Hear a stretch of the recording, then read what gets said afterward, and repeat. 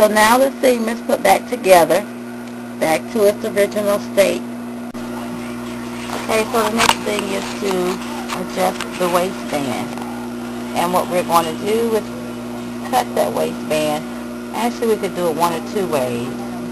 I could open it out and stitch it down to where it fits and then close it back over and stitch it back down, which is what I think I will do, just so that it'll look nice.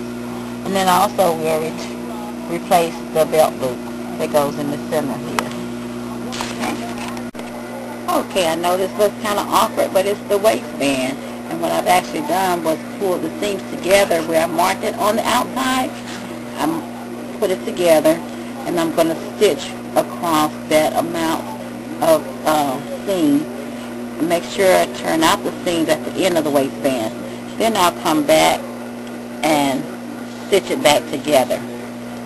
Okay, so really I folded the band inside out so that I could stitch it down. So this is how it's positioned on the machine so that you can stitch it down, just in case you're wondering. Okay. And then I'll trim off this excess part here. Okay, once you trimmed off that excess part there and turn it back out, it's going to look like this. Okay, so this part of the waistband, you're going to actually fold it back up, and it's going to stitch down to the seam of the pants. Okay, kind of hard to see. Okay, you're going to join it back right here. Okay, seams together. But the facing on the waistband, you're going to turn it up because you're going to top stitch that back down. Alright? Notice that you have the seams together except the facing of the waistband. And make sure that the seam on the inside of the waistband is open flat. Okay, so we're going to stitch the waistband and the band and the bottom of the pants back together at this point. You have to maneuver it a little bit so you can get into there and get it as straight as you can back into the original seam, as close as possible.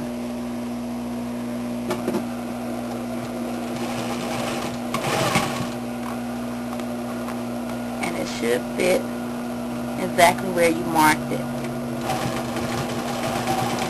You can only go but so far.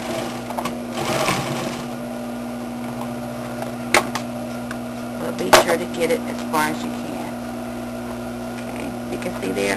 Now if you get a little pucker in there, you may need to go back and go back again. But in this case, you can kind of push that out, and it'll be taken care of when you top stitch. And you're going to clean up these threads here. Alright? Now what we're going to do, flip it on the inside.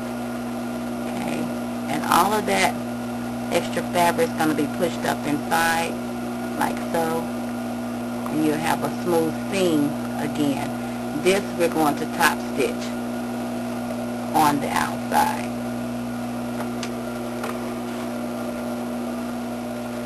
So, placing it there.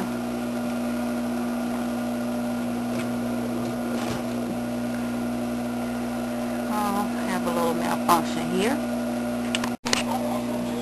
Alright, this is where we stitch.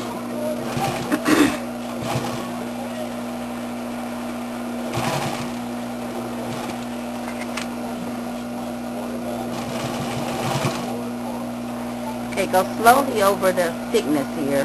You might need to kind of walk it. Maybe a little bit. And you'll have that little challenge with the thread breaking if it's a machine like mine. So we just re-thread it and stitch back over.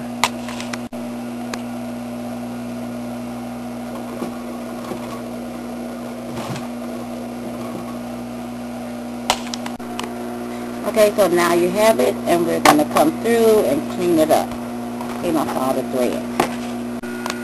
So here you have the completed outside with the exception of the belt loop, which we will replace right here.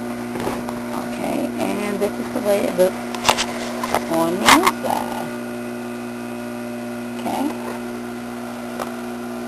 You actually have a seam, whereas you did not have a seam before in the waistband. So that's so that we could get it to fit. And you notice the front seam. Okay? Another thread we need to remove. So make sure you always clean up your work so it looks nice and neat. Stitching over the belt loop can be very interesting because you have a lot of thickness to go through. But just take your time. You may need to walk the needle through all the thickness. Make sure you have the right size needle, which in this case you probably need like a size 17-inch needle.